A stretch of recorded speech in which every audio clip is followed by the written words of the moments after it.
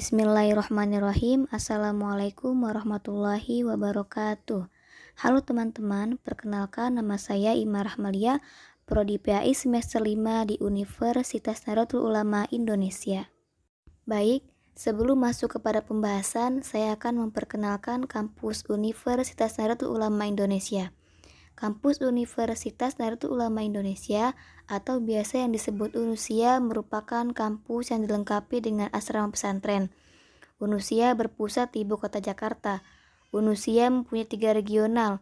Yang pertama yaitu Kampus A yang berada di Jalan Taman Amir Hamzah nomor 5 Jakarta Pusat. Yang kedua yaitu Kampus B yang berada di Jalan Parung Hijau Pondok Udik Kemang Kabupaten Bogor. Yang ketiga yaitu Kampus C yang berada di Jalan Kedoya Raya, Masjid Al-Ukhwah 2, nomor 2324, Kedoya Selatan, Kebonjeruk, Jakarta Pusat. UNUSIA juga memiliki beberapa fakultas, di antaranya Fakultas Agama Islam, Fakultas Teknik, Fakultas Sosial Humaniora, dan Fakultas Islam Nusantara. UNUSIA juga menawarkan program pendidikan setingkat diploma atau D3, sarjana strata 1 atau S1, magister atau S2, dan doktoral atau S3, serta program penelitian dan pengabdian kepada masyarakat. Oke, lanjut ke pembahasan yaitu strategi instruksional. Apa itu strategi instruksional? Strategi pembelajaran atau instruksional menurut Suparman merupakan perpaduan dari urutan kegiatan, cara pengorganisasian materi pelajaran dan peserta didik, peralatan dan bahan, serta waktu yang digunakan dalam proses instruksional untuk mencapai tujuan instruksional yang telah ditentukan. Lanjut, di dalam strategi instruksional terdapat 5 komponen utama strategi instruksional. Yang pertama, komponen utamanya yaitu urutan kegiatan instruksional. Di dalam sini terdapat 3 subkomponen lagi. Yang pertama itu subkomponen pendahuluan. Subkomponen pendahuluan merupakan kegiatan awal dari kegiatan instruksional yang sesungguhnya. Kegiatan awal dimaksudkan untuk mempersiapkan peserta didik agar secara mental siap mempelajari pengetahuan, keterampilan, dan sikap baru. Di dalam subkomponen pendahuluan terdapat 3 langkah. Yang pertama yaitu penjelasan singkat tentang isi pelajaran, yang kedua penjelasan relevansi isi pelajaran baru, dan yang ketiga yaitu penjelasan tentang tujuan instruksional. Subkomponen yang kedua yaitu subkomponen penyajian. Setelah selesai kegiatan pendahuluan, pengajar mulai memasuki kegiatan penyajian. Penyajian adalah subkomponen yang sering ditafsirkan secara awam sebagai pengajaran, karena memang merupakan inti kegiatan pengajaran. Di dalam subkomponen penyajian terdapat 6 pengertian pokok. Yang pertama yaitu uraian, yang kedua contoh dan non-contoh, yang ketiga latihan, yang keempat tes formatif, yang kelima rangkuman, dan yang terakhir atau yang keenam yaitu glosarium. Subkomponen yang ketiga dari urutan kegiatan instruksional yaitu subkomponen penutup.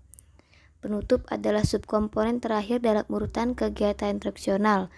Ia terdiri 2 langkah. Yang pertama yaitu umpan balik, yaitu kegiatan memberitahukan hasil tes formatif dinamakan umpan balik. Kegiatan ini penting agar peserta didik mendapat kepastian tentang hasil belajarnya. Yang kedua yaitu tindak lanjut. Tindak lanjut adalah kegiatan yang dilakukan peserta didik setelah melakukan tes formatif dan mendapatkan umpan balik. Lanjut, komponen utama yang kedua yaitu garis besar isi. Garis besar isi menunjukkan judul isi instruksional yang konsisten dengan urutan tujuan instruksional yang mengacu pada peta kompetensi. Setiap isi instruksional dipresentasikan dengan mengikuti urutan langkah-langkah kegiatan instruksional mulai dari pendahuluan hingga penyajian dan penutup. Garis besar isi biasa disebut bahasan pokok dan subpokok, bahasan atau topik dan subtopik. Komponen utama yang ketiga yaitu metode instruksional. Metode instruksional berfungsi sebagai cara dalam menyajikan atau menguraikan, memberi contoh dan memberi latihan isi atau materi instruksional kepada peserta didik untuk mencapai tujuan tertentu. Metode instruksional yang dapat digunakan pengajar dalam kegiatan instruksional ini meliputi ceramah, demonstrasi, penampilan, diskusi, studi mandiri, instruksional terprogram, latihan dengan teman, simulasi, sumbang saran, studi kasus, dan masih banyak lagi. Komponen utama yang keempat yaitu media dan alat instruksional. Media dan alat instruksional ini digunakan untuk meluncurkan pesan atau informasi dari pengirim pesan kepada penerima pesan. Penerima pesan adalah peserta didik yang akan memproses informasi sehingga proses belajar bila berinteraksi dengan media tertentu. Selanjutnya yaitu media yang digunakan dalam kegiatan instruksional karena berbagai kemampuannya. Yang pertama itu dapat memperbesar benda yang sangat kecil dan tidak tampak oleh mata menjadi lebih besar. Yang kedua itu menyajikan benda atau peristiwa yang terletak jauh dari peserta didik ke hadapan peserta didik. Yang ketiga itu menyajikan peristiwa yang kompleks, rumit, berlangsung dengan sangat cepat atau sangat lambat menjadi lebih sistematis dan sederhana. Yang keempat yaitu menampung sejumlah besar peserta didik untuk mempelajari materi pelajaran dalam waktu yang sama. Dan yang terakhir yaitu meningkatkan daya tarik pelajaran dan perhatian peserta didik. Selanjutnya yaitu dalam proses pemilihan media dan alat, pendesain instruksional juga memilih salah satu atau dua media di antaranya atas dasar berbagai pertimbangan. Yang pertama, kesesuaian dengan tujuan instruksional dan kurikulum. Yang kedua, kesesuaian dengan karakteristik peserta didik. Yang ketiga, keakuratan dan kemutakhiran dalam menyajikan materi instruksional. Yang keempat, bahasa di dalamnya jelas dan lugas. Yang kelima, mampu motivasi dan memelihara perhatian atau minat peserta didik. Yang keenam, mengundang partisipasi peserta didik. Yang ketujuh, mempunyai kualitas teknis yang baik. Yang kedelapan, kesesuaiannya dengan metode instruksional. Yang kesembilan, pertimbangan praktis. Dan yang ke-10 atau yang terakhir yaitu ketersediaan media dan alat. Baik, selanjutnya yaitu komponen utama kelima, yaitu waktu. Komponen terakhir dalam strategi instruksional adalah waktu, yaitu penentuan jumlah waktu dalam menit yang dibutuhkan oleh pengajar dan peserta didik untuk menyelesaikan setiap langkah pada urutan kegiatan instruksional. Baik, pembahasan yang terakhir yaitu menyusun strategi instruksional. Penyusunan strategi instruksional haruslah didasarkan atas tujuan instruksional yang akan dicapai sebagai kriteria utama. Urutan kegiatan instruksional pada penyajian misalnya belum tentu selalu UCL atau uraian contoh latihan. Mungkin saja berbentuk CUL, sedangkan urutan kegiatan instruksional pada pendahuluan yang tersusun DRT atau deskripsi singkat, relevansi, dan TIK, dan penutup yang terdiri dari TUT atau tes formatif, umpan balik, dan tindak lanjut. Selanjutnya, berikut ini merupakan tabel menyusun strategi instruksional.